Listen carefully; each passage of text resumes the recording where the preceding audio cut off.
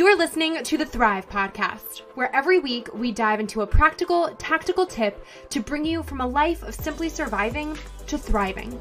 It's personal development for the everyday girl who is done with coasting through her days, done with feeling like she's missing out on the deeper meaning of her own life, and done with mediocrity once and for all. Because it's not enough to simply survive. You deserve to thrive. Hey friends, welcome back to Thrive. You might remember my conversation with my friend Rachel Autry a few episodes back, where we talked about everything from life as a military wife to the realities of battling infertility, really just pulling back the velvet curtain of what goes on behind the bliss of social media as a highlight reel. And Rachel is the girl behind the podcast Behind the Bliss, which is one of my personal favorites to tune into anytime I need a touch of truth or a dose of encouragement for my day. And she's back because she has got some super fun, incredible, really miraculous news to share with you today that is just so dang exciting and such testament to God's goodness. So we are going to talk all about it and that. And hopefully just reinstill some hope into any hearts today that maybe have been feeling weary or doubtful that their good thing is coming, or even doubtful that God is good. So all that to say, welcome back to Thrive, Rach. Erica, thank you so much for having me back again. I was just saying before we recorded, what a full circle moment. Truly, literally, You made, I'm not going to spoil the news because that's your news, but good Lord, I saw the news and I freaked out and was like, oh my gosh, there's just so much to be said, so much to dive into, so much praise to give to God, and so much glory in all of this. Wow. And I'm just so stoked for you. Thank you. Oh, I'm like, okay, at what point should I tell people? Okay, well, you could, we gotta give us a recap of you and who you are also, for people who either missed the first episode, which y'all hit pause, go back, listen to that because it's such gold. But we need to hear a quick recap of you too, but drop us the truth bomb because we need some good news on a Friday here. That's it. I'm all about some good news, especially right now. So I am Rachel Autry. I am a military wife, like Erica said. Currently in Mississippi at an Air Force base so that my husband can train. So I know all about the pick it up, move, portable life. And we're living it right now. Funny, I think, Erica, last time we talked, Thomas was at training. Yes, he was in training. He was coming back. You thought in, I think, a week or 10 days. And then he showed up. He surprised me early. He showed up early, and it was so cute. And you were in Alabama, and then you uprooted everything. Yes, so our home base is in Birmingham, Alabama. I love my BHAM. It's so amazing. We have got wonderful friends, a great place there. And so he'll be flying a big jet in Birmingham later on. So that's kind of his story. And I like to preface it too, because people are like, no, but tell us about you. And I'm like, I know, but a lot of me is him. So we are high school sweethearts. We know most life together than apart, which is wild at this point. And he truly is just my best friend. And we've been through lots together before, during marriage, all of it. But yeah, my heart really is just to encourage women, to make people laugh, to be like, okay, this really doesn't matter that much. Let's focus on something else that does. Just reshifting some minds. But then I also I love to be spunky, like the big sister. It's like, you don't need that. Put it back. Or girl, this is worth it. So you can find me on Instagram saying and doing all of those things. And and now I'm pregnant and I'm going to be a mom. That's my news.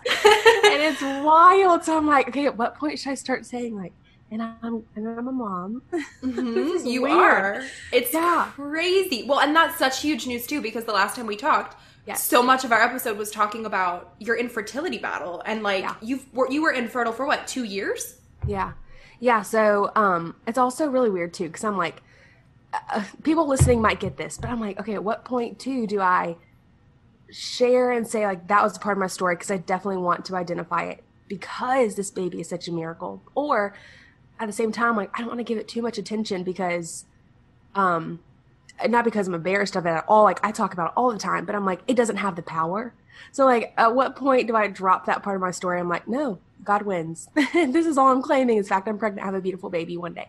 So, Erica and I, we talked about infertility and how to have hope when things seem hopeless, especially when you get a really weird diagnosis or can't get diagnosis at all, which is really hard too. And we walked that road for about 2 years and found some answers about back in March. So to give a good spiel about, because everyone's journey with trying to conceive, infertility, all that is so different. And gosh, I wish someone would have told me. Because in my mind, when we started trying to get pregnant, I was like, well, we better be ready now because we might get pregnant the first time. Like literally all of my girlfriends and I, we all have been talking about that specifically lately, where everyone's journey to get pregnant was totally different. Like everyone's, even after having a first baby, people's journeys to a second, like it is so different and such a personal thing. It's like, oh my God, people need to know that. There's no equation. And for some reason, like I believed that there was an equation. And but also like I grew up with a really great mom and dad. And they're like, don't have sex, you will get pregnant. It's like we all watched, we were like the Mean Girls generation where like we all heard like, don't have sex, you will get pregnant and die. And like, so we were all like, oh, A plus B equals here's a baby. Like, so I was like, okay, stay away, like, obviously. And then that's just weird when you get married and all of a sudden you're like, oh, this is supposed to happen? Okay.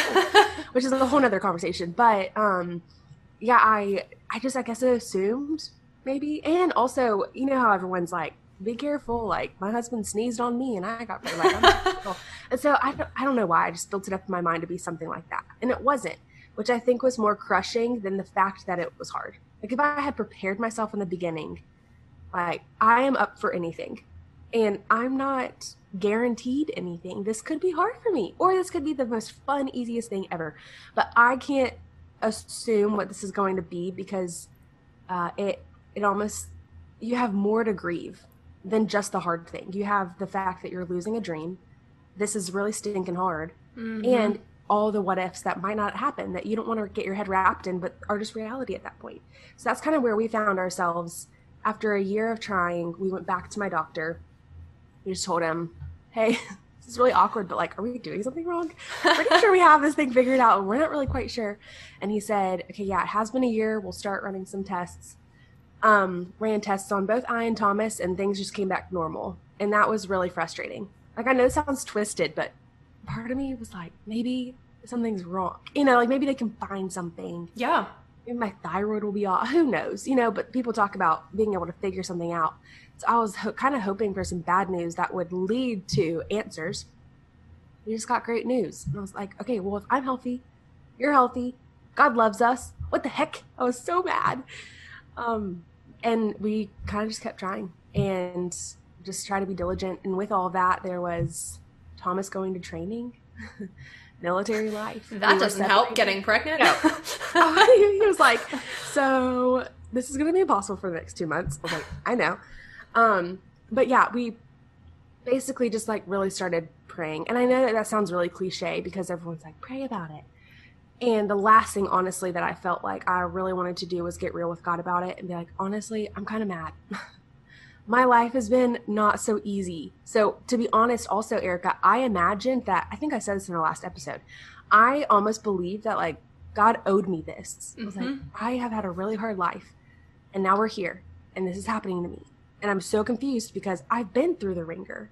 I've learned the things. Like, I've gotten the t-shirt. I just want to be a mom. I don't understand. So I was dealing with that at the same time, got real with God. And my mom ended up calling me and telling us, like, hey, I don't know how helpful this can be for you, but I found something out about my body. Like, I had endometriosis and I had no idea. And she's like, you might want to go to the hospital or back to your doctor and just get checked or whatever. And obviously, I mean, y'all can look up endometriosis, but it basically causes painful cramping. A lot of women have it. They don't know they have it because it just like doesn't really present itself in a tangible way. And then it causes infertility. So went back to my doctor. I was like, I know it sounds twisted, but I really want to have it just so that they can find something and do something about it. And so he said, you know, the best way we can actually diagnose this, if you think you have all the symptoms, I'm going to trust your gut. We need to do a laparoscopy. We need just to get in there. I'm going to look around. If there is, I'll get it out. I'll give her a good spring cleaning and we'll see what happens. And I was like, okay. And so I went in for surgery back in March and he found endometriosis and it was sitting right on the spots that would have really been hurtful for the process. And he cleaned me out, and it was beautiful because we had time. And this is, wow, I feel like I'm talking so much. No, like, it's important. Okay. Please go for it. Okay, so I'll tell you the full story, and then we can kind of get into where I feel like hindsight and looking back, and I'm like, okay, praise God. That actually makes so much sense. So keep that in mind. So had the surgery, came back home, rested. He said, you'll need like 3 months, like give yourself 3 months to really like have grace with yourself. Your body's learning something new. She's healthier than she's ever been down there. So like just give her some time. And it happened to be that the first 2 months after my surgery, Thomas was in training. So I really had good margin to heal and to pray and to just breathe through things. And then when he got back home, we were like, all right, game on. And surely enough, Erica, like that first time we got pregnant. So it just was nuts. Like we needed an answer, and there was such a delay in my mind. But looking back, and we can jump into this, like it makes sense, and I honestly wouldn't have it any other way. Mm-hmm. I know that sounds weird, but it's not weird at all, though, because, and it's also relatable to people not dealing with pregnancy too, just because the whole, everything that you just said about, well, I feel like God owed me this. Like, I feel like like I've been through so much, so why can't I just have this one thing? Like, I feel like that's a really relatable place for a lot of people, because literally that's how I've been feeling personally, just in like everyday life the past couple of weeks, between work and all of these things. Like, we all go through these periods of insane discouragement, I think, because we get stuck in our heads and think that we are somehow owed something because we think we've paid our dues. And it can be so easy to forget that, like, A, that's not how life works, and B, that's not how God works. Right, yeah. So whether it's related to fertility or infertility, or whether it's related to like the job that you thought you should get, or the promotion, or like the partner that you thought you should have had, or whatever, it's so easy in the moment to forget that like that's not the game we're playing. No. So, and honestly too, like I'm so thankful it's not up to me. I would have messed this life up so many times if I had like gotten the partner or like the mate that I thought I was going to have for the rest of my life. I'm so thankful for Thomas, because like there were moments in my life I wasn't sure it was him, and I'm so glad it is. And I just like, this is what makes me so mad about, I'm mad at me about this. Please don't hear me say I'm mad at you about this. I'm mad at me, because I'm like, how many times though has God proved himself? He's shown up in ways that I recognized, and in ways I probably never recognized. That he's kept me safe, or he's given me what I needed, or whatever, and I've blamed it on coincidence or my hard work or whatever. But the moment something hard comes up, I just want to blame him. Mm-hmm. That is not fair. That's not, I mean, I'm the worst. If I did that to one of my friends and I just picked apart every small thing that they did and I got mad about, but I never said thank you, if I never, if they got my coffee one day and I got their coffee the next, like, that's not a fun friendship. And so I'm thinking through this. I'm like, okay, so really I had a super twisted relationship with God.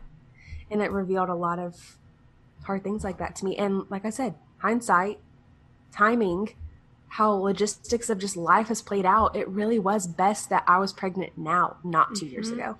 But I didn't know that. And it's so true, because it's a relationship. So exactly what you just said, it's not supposed to be transactional. And God is not a genie.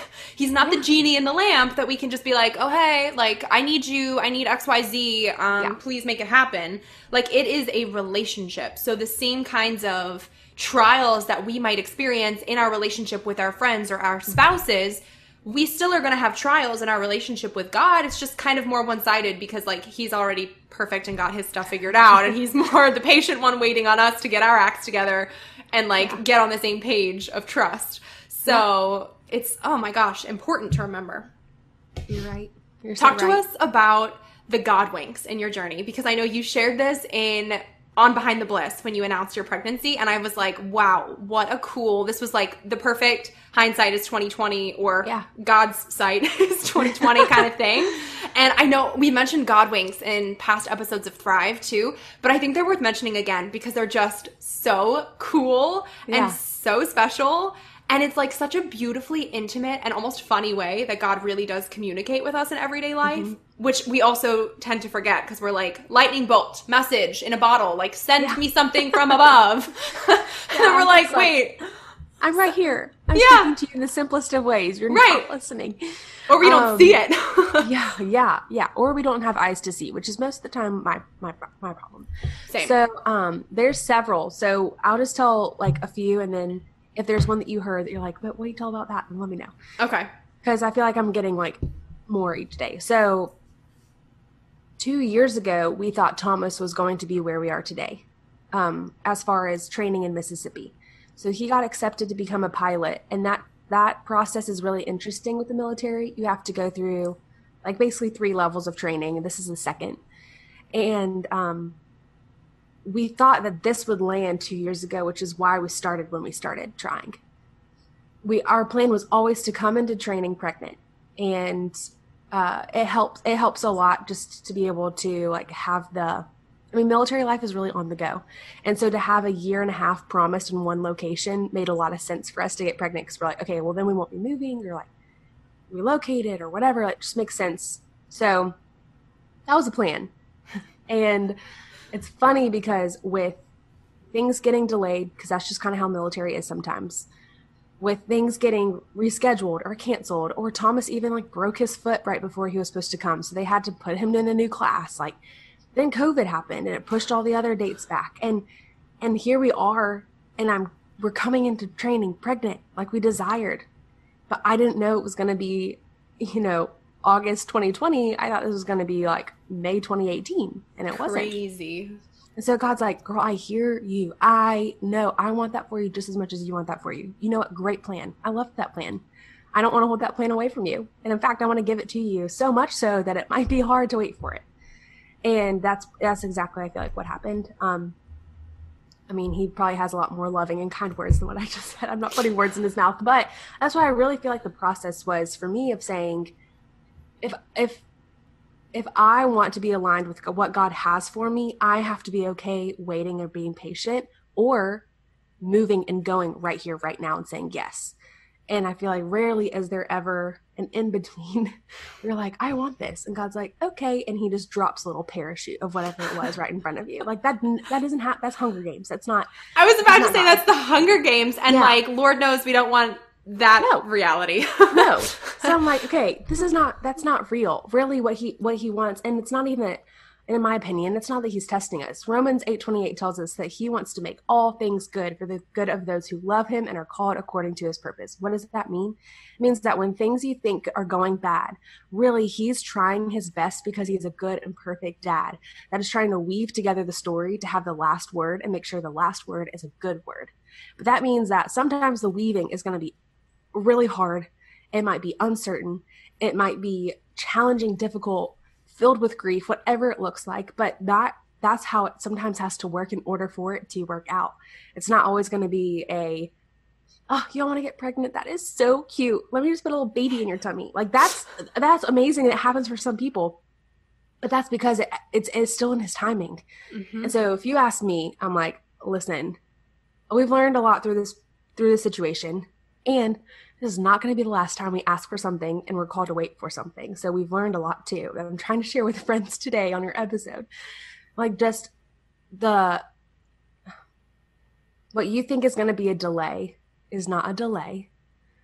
What you think is a no it might not be a no. Shoot, it might be, but it might not be. It might be a not right now.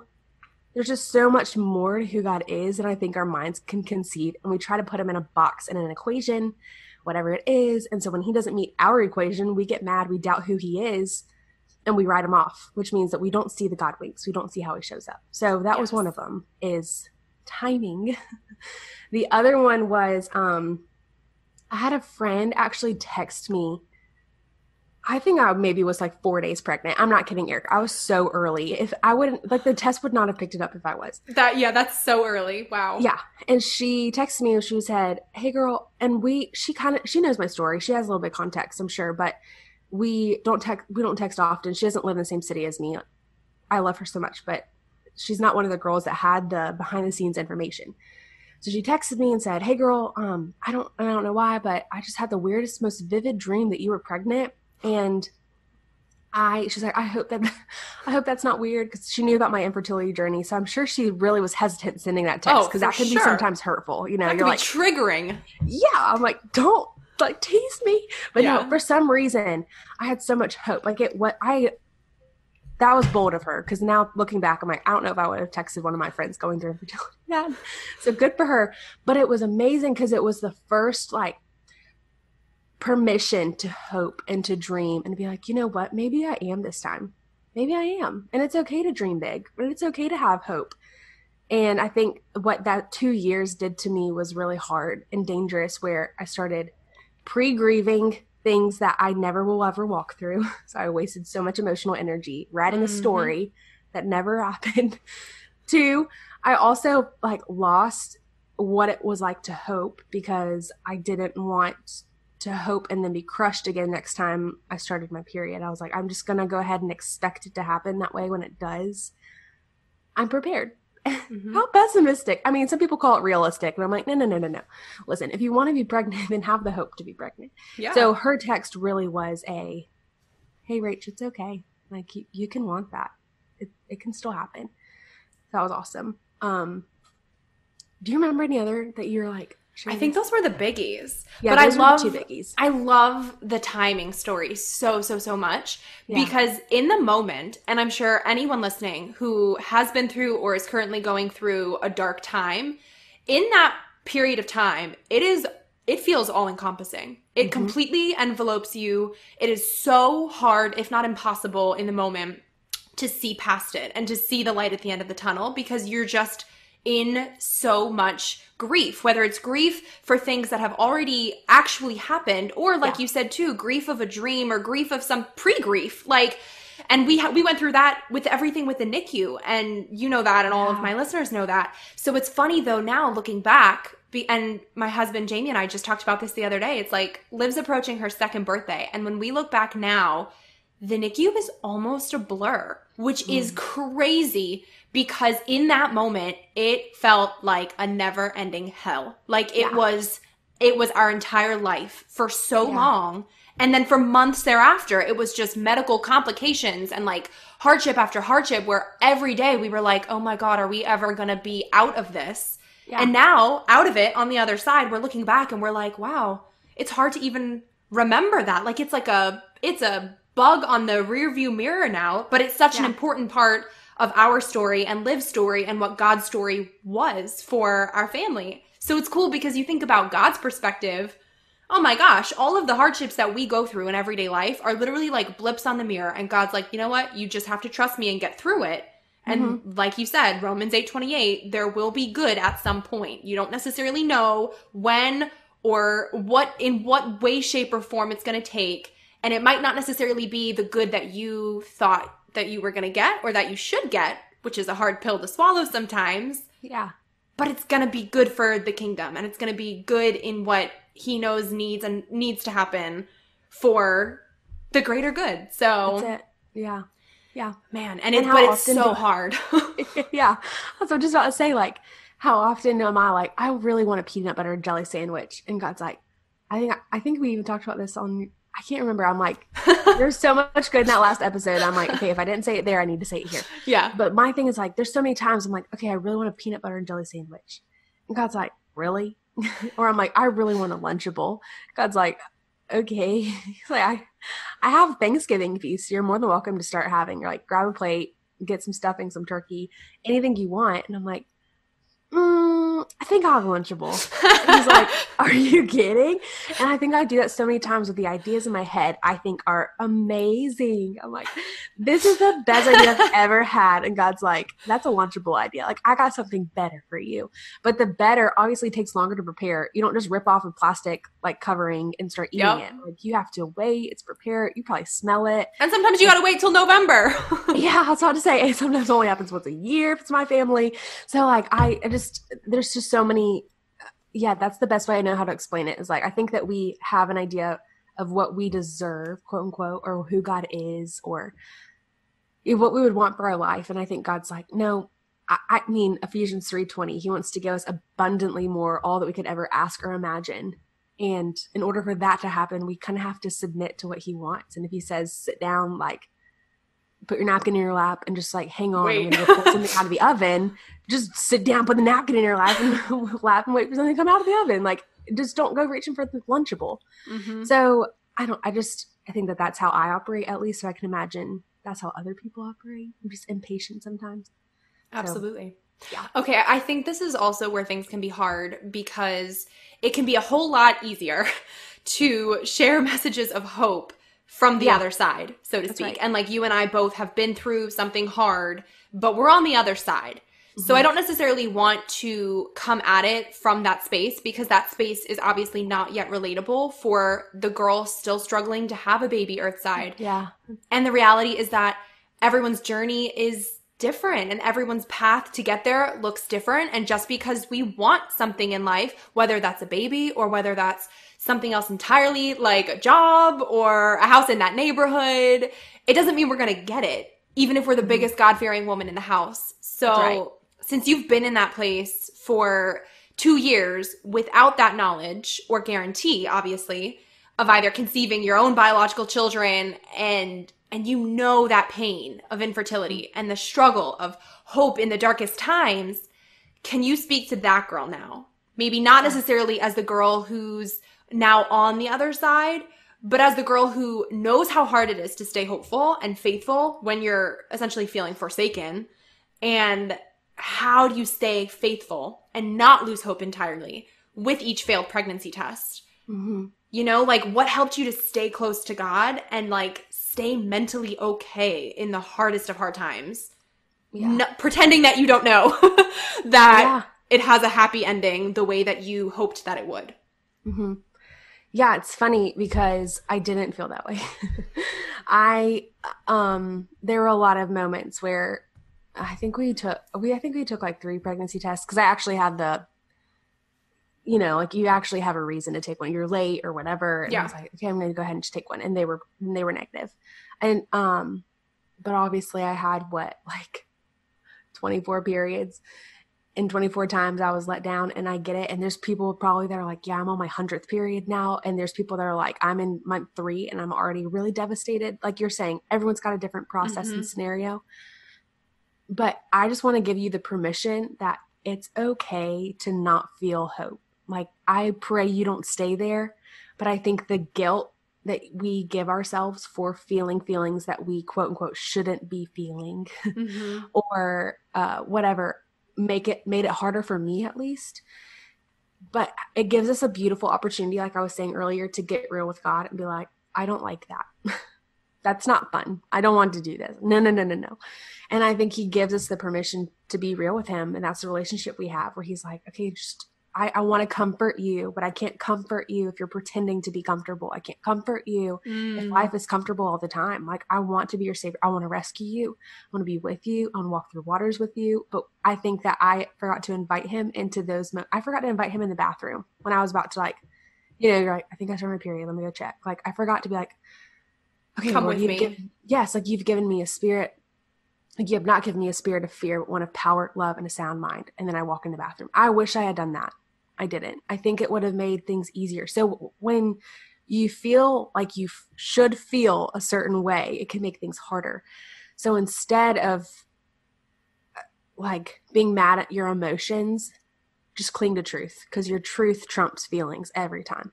Mm-hmm. So like, have even like a deck of index cards. I'm just talking practically, like, have something, a note in your phone, whatever it is, with encouraging verses, like, you know, haven't been given a spirit of fear, but one of power, love, sound mind. Like, I'm strong and courageous. I won't be terrified or forsaken, because the Lord my God is with me wherever I go. Or whatever it looks like for you, that he has promised me good, like Romans 8:28. He's going to give me abundant and a full life, and only the enemy comes to steal, kill, and destroy. That's not my God. Things like that, like, although you don't feel that it's true, you're reminding, like, your spirit woman will be reminding your body and your mind woman, like, you better believe it, because it's truth. And sometimes they can be so separated, especially in a moment of grief, or just like, there's so much work, there's so much to work through. The last thing you want to do is like make sure that your mind, your body, and your soul are all aligned. That's a lot of work. But if you just like center yourself in the Lord first, repeat things that you don't know that you fully believe, but you want to believe are true, repeat them. There's power in the word of God, and it will never return void. So that's my first like tip. Honestly, that's what I wish I would have done more of.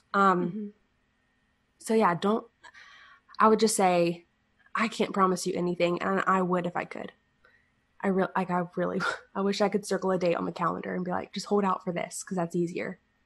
That's not how it works. And so because of that, instead of getting mad at the wait, I would almost bask in the mystery of who God is and be like, okay, since I can't figure you out, because I don't think we're ever going to figure him out, honestly, till we meet him.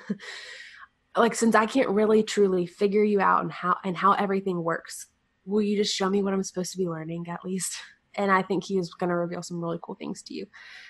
So that goes for women that are infertile. That goes to me today when I'm about to have a hard conversation.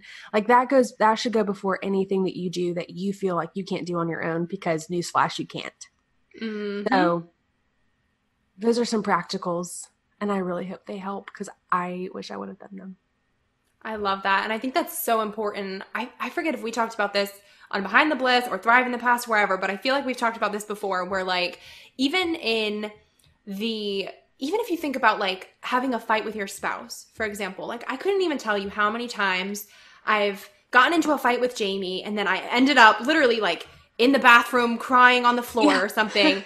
And in those moments, that's somehow when I feel closest to Jesus, which is crazy, because never in a million years are we all jumping up and down going, yup, give me a really hard thing, God, because I just want to cry a lot, and then I'll feel you. Like, you really just, I feel like half the time we expect to just be dancing in a meadow, happy with like a perfect life, feeling close to Jesus. And like, that's not how it works. The Lord is close to the brokenhearted, and we forget that. Sometimes he breaks us down so that he can build us up, because we need his strength to get through that. So it's like, we go through such hard times, and it's basically never feels like this in the moment, but maybe this is something that we kind of get after going through the other side. It's like you almost end up seeing the message from the mess, and you see 100%. The blessing in it all, because you're like, you know what? Like, that grew my faith, because even if it didn't go the way I wanted it to go, or that I thought it should go, it still went. I still got through it. I'm still here, and the Lord brought me there. So, and I'm okay. Like, I'm okay. Human being. And I just went through some of my hardest things. Yeah. Right. And even just getting through to the other side sometimes is the victory that he helped us get through. So, you know, like. Okay, so funny, like, Bible geek moment. I'll make this really short and fun, because this is really cool to me. But so the Israelites, when they were being led out of Egypt from their slavery, Moses was leading them. And they ended up getting stuck in the wilderness for 40 years. Like, people were birthed there. People died there. That's a really long time, right? So 40 years they were stuck in this wilderness. Like, you and I have not lived enough life to be in. We'd still be there. We've like only really done like 3/4 of it. Or it would have been our whole life thus far. Whole life. No, count me out. So thankful, Lord, I'm not an Israelite. Wow. Okay, so, but the crazy thing is that journey was supposed to take 11 days. 11 days turned into 40 years. And I don't know why I wasn't there personally, but the Bible tells us that the people were grumbling and complaining. God was doing really cool, miraculous things. Like, literally, like, where are you going to find food in a desert? You don't. So God dropped food from the sky called manna, and they had to eat it every day. And that's what they lived off of. And the manna wasn't tasty. I mean, it literally was just like bread. So they were just eating bread for 40 years. Wow. So, like, I'm like, I love bread, but give me some olive oil and like some tomatoes, like, bruschetta. Like, I hope those were like Olive Garden breadstick bread, not not like Sara Lee. So I'm like, okay, they literally were grumbling, complaining. God was still doing miracles in front of their faces, and they still chose to grumble and complain for 40 years. Like, it should have only taken 11. But even like the Bible was specific enough to say that they doubted God. And I think honestly, and I don't know how this could have worked out, I'm just proposing a theory. Like, what if they had an incredible attitude, an attitude of gratitude? And I've been like, wow, this is really hot. It's really hot in this desert. My feet really hurt, but I'm just going to keep walking because I know, and this is the thing too. They were marching through the desert to get to a promised land, to get to a land, literally it says in the Bible, filled with milk and honey. Like there were milk waterfalls, and like they were going to go there. And Moses was leading them there, but they were grumbling, complaining, taking lots of breaks, massaging their feet, arguing, doubting God, all the things. And I think all these added up to this one big distraction that the enemy wanted them to have, which was to keep them from their destiny. And I think about that in my life, like how many 11-day journeys have I made into 40-year journeys? Ooh, because I haven't leaned in, asked God, be like, okay, obviously, if you had given me an option, I would have been rather walking through the rainforest, not the desert. But since I'm here, what is it you have for me? How can we get through this together? Like, what direction do I go? Left? Okay, cool. I'll go left. Right? Okay, now I'll go right. And it might take 11 days, maybe 12 because I'm a slow walker, but like should not have taken 40 years. So that's where I'm like, okay, how many things in my life am I grumbling, complaining, dragging my feet, not being obedient, trying to negotiate and justify and all the things. And God's like, okay, sure. Like we'll go at this at your own pace. And I'll still have they still got to the promised land. He never took away the promise. He never didn't fulfill what he said he was going to do. Just, it was on the people, not God. So good. Yeah, it's in Exodus if y'all want to read. It's actually, I didn't like reading it. I was very convicted the whole time. I was like, I'm just going to stop reading for today. I need to pause. I feel this. Yeah, I feel this. So I just want people to hear, like, I love my God enough to stand up for him. And this might be hard to hear, but he's good. And he's got your best interest at heart more than you do. He wants you to have a better life than you want yourself to have a better life. So I'm going to stand up for my God for a moment and say, like, it might be on us. Think about it too. It's like, I see this all the time, and you're going to see this too. When you have a toddler. LOL, Erica, I need your help. Like, it maybe people listening aren't a Bible geek and you're rolling your eyes at us, but like, that's fine. Think about any, 2-year-old that you have met along the way, and how many times sometimes you have to say, like, nope, this is how you should do it. Like, nope, do it like this. And you're letting them do it because you're like, what are you going to do? I'm just looking at this and laughing. And you're looking at it going like, oh, ha, ha, ha, what a child. They don't know any better.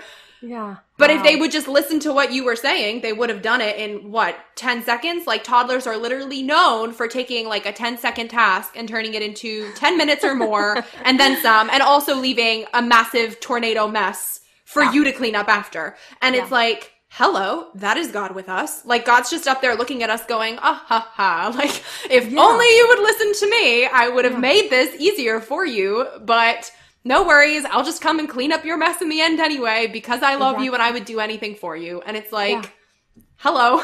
Like, yeah, he knew the fact he knew the fact I was going into the bathroom and crying and doubting him and getting really mad and like borderline cussing him out. Like, he knew I was going to do that before I was even ever born.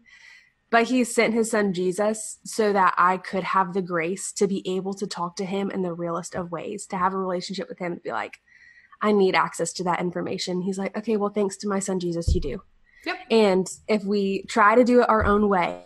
So basically, I think that we want to be able to negotiate with God, make things make sense in our brain, give anything an excuse that we can find peace or whatever. But when we do that, we're taking Jesus out of the equation, and we're saying, like, I love that you died on the cross for me, but it wasn't enough, actually. So I'm going to make some things up in my mind to make me feel better about this. And how offensive. So, like, instead, just be like, you know what? I'm going to be humble enough to say, I'm not quite sure what's going on right here. I'm just grateful you're using me. I will be here. I will be obedient, whatever it takes. This hurts really, really bad. I just want to be honest with you about that. But thank you, Jesus, that I have the hope that even the worst things, like being crucified on a cross, can lead to something like freedom. So if that can happen for him, something can happen for me. And that's the hope we have. And I take us to church, right? I know. I'm like, listen, I know it's it's like easier said than done. I get it. And honestly, I think that if I had listened to an episode like this around like 9 months of drawing, I probably would have stopped listening. But listen, I just want people to hear, coming from someone on the other side.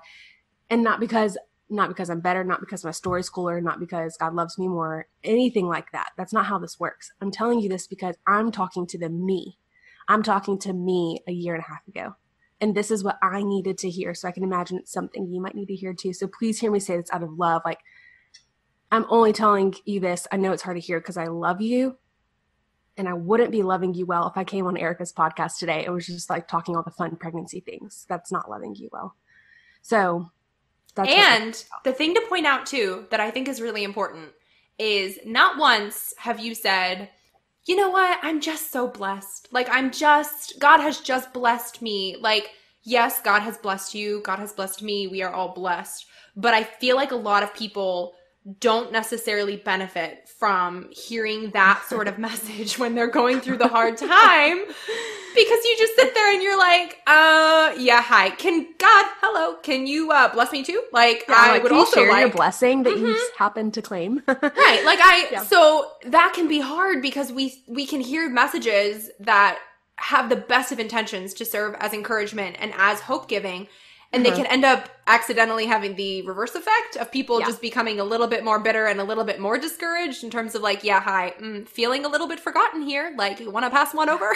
Yeah. So I love that you haven't mentioned that, although it is true that we are blessed, but the focus is on the sticking to truth and just as hard as it can be, acknowledging that feelings are not facts. And there is only one being in the universe who has all of the facts lined up in order and knows what's going to happen and why. So that's what you just got to cling to as freaking hard as that is so many times. Yeah. It's just true. Be faithful. Mm-hmm. Show up. Do you have any tips for thriving in your relationship still if you are facing a really tough thing together? Because I know you've mentioned this before, and I feel like I heard you talking about this on your pregnancy announcement, where infertility was kind of one of the first mountains you were called to climb together. Yeah. Like, you think it'll be easier climbing a mountain with a buddy, but I think sometimes it's even harder because there's a whole new set of challenges that come when you're also responsible for checking in with and helping someone else through the same hard thing that you are also going through. So what sort of helped you and Thomas most to not let your tough thing get the best of you? Like, were there any sort of practical things that a listener can take, press pause on this podcast on, and go to her partner and put to good use to feel closer or just feel a little bit better together, even amidst the mess? Yeah. Wow. Great question. Oh, man. One of the things I will start out saying is that I think it was easier to be frustrated with each other because we were frustrated with our circumstance. So anything else was just extra. Like, I was extra peeved because he put the bowls on the bottom of the dishwasher at the top. Like, small things like that were, it's kind of cutting out. Is it okay? It blipped really quick, but I think we're okay. Okay. Things like him putting the bowls on the bottom of the dishwasher instead of the top, like, extra peeved me because I was already peeved with my circumstance. And so I think in those moments that you are frustrated, just know, like, this is so normal. Welcome. Just to life and marriage. Hello. But also go to your partner and say, like, because this is a good reminder for you as well. Saying it out loud is going to help. Saying, like, you're not my enemy. We only have one enemy, actually, and we're a team. And the infertility thing isn't a you problem, and it's not a him problem. It's not even a y'all problem. It just sucks. There's no one to blame. One of, like, the sweetest days, I think, was, like, when we were both getting tested, and I think it clicked in his mind, like, this isn't a Rachel problem. Or maybe it is. We don't know. But, like, it could also be a me problem. You don't know. And it was really sweet and intimate because we both were so humbled and realized, like, you know, there's no one to blame here. It's just kind of life. So one, just realize that you aren't the enemy and he's not your enemy. You guys are a team, but your team's only as strong as your weakest link. I hate saying it, but it's true. So, like, when someone's really struggling, like, have grace with them. be patient and slow and kind with them. But then also when you can basically partner with Jesus and pray for them, I think it does so much more than what you could ever see. I think there's a lot of work that goes on in their heart. So I would say also pray, and that just as a practical. But another cool thing that we really love to do, especially with just like, infertility is also weird because then like the most intimate and fun thing that it used to be now has become a chore. And you're like, okay, we've got to do this X amount of times a week for us to have this certain amount of chance that it would happen this month. And it just like the romance gets sucked out, absolutely taken away. And so I think like even just having open but awkward communication, like I just don't want to think about that today. Like I really just want to have time to love on you. Like that's all I really want. And that's the goal at the end of this. It's not, did we conceive or not? Like do we feel connected right now or not? I think is another good question, and awkward but good to ask. But it is just so weird, but also at the same time so beautiful that you have something to do, and like you're saying, a mountain to climb together.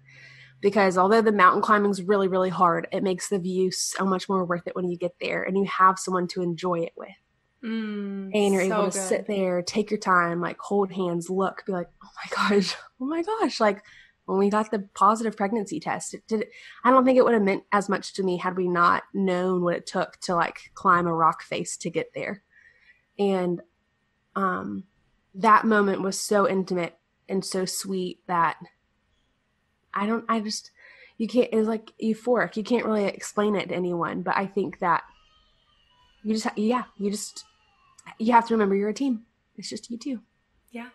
And too, sometimes that perspective, that new perspective that you have, or even just like a new sense of appreciation, a new gratitude that maybe was there before, or would have been there, but maybe just not to the degree that it was, that sometimes could be the good, like beyond even just the beautiful baby that you will now have in 9 months. For anyone with any hard thing, you look back on it and there was something that changed in you through it, you know? Like I think of it because I was bullied really badly as a kid, and you go through that, and I'm sure so many people can relate to something like that, and you go through that and oh my God, you want to exit that stage left immediately, and you wouldn't wish that upon your kids in a million years. But I'm like, you know what? The way that I treat people today is entirely dependent on me knowing how that felt and how it felt to be treated like you just didn't matter, or you were worthless, or you weren't worth anybody's time. It changes how you treat other people. So you know what? Like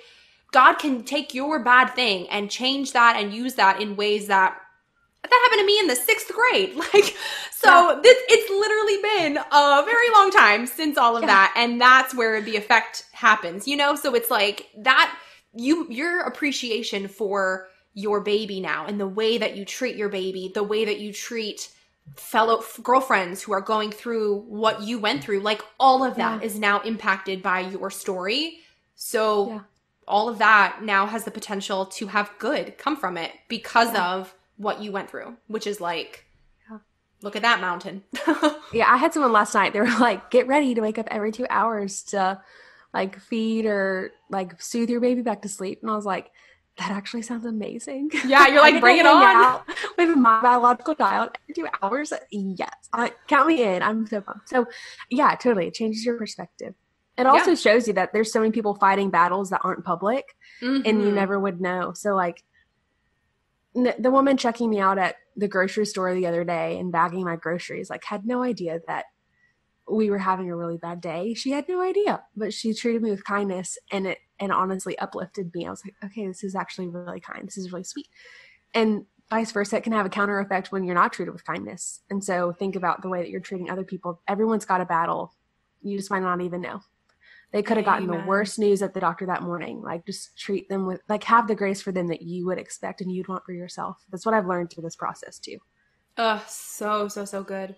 So I won't ask you what thriving means to you exactly, because we did that last time you were here, but I would love to know if you think what thriving means to you now, or I don't want to say now that you have good news, but has, I guess, the message from the mess and how you strive to thrive, or the definition of thriving itself, Has that evolved at all now for you, now that you do have another side, that you're on the other side, or now that you have had more pieces come together for your puzzle?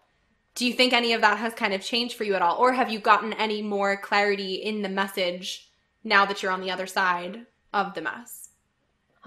That's a good question. I think that thriving would be the same. Like, I think whether you're in the hardest place or you're at, like we were saying, the mountaintop, I think that thriving is just living your best moment wherever you are. And so if your best moment is being able to like make it through the McDonald's drive-through so you can get a Coke because you needed one, like, and that's thriving to you, go for it. If thriving is you get a positive pregnancy test one day, like that's all you, like, that's amazing. So I just think thriving is just doing the best with what you have, with wherever you are in life. And that applies to the worst, the best, and everything in between. So I'd say no, but it is fun to be like, I like this thriving a lot. I like this side of thriving a lot. But shoot, I will probably be in another valley in life because that's how it works. So like, I'm just going to export this podcast, download it, make sure I have it so I can speak some Yeah, thriving, just doing the best with what you have, with wherever you are.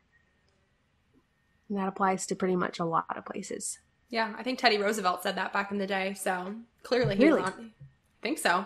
I think I heard Rachel Hollis say it or something, and then I was Googling the quote because I love it, and I say that all the time myself too. And I think Teddy Roosevelt was the first to put those words together and make the magic happen. Go, Teddy. I'm like, ooh, that's a good one. Like, that is a good one. It's a good one. Oh my gosh. So we mentioned you have Behind the Bliss podcast, which, my goodness, everybody listen to it. So good. Can't even tell you how good it is. Where else can people find you online? Yeah, you can find me on Instagram at rachel.autry.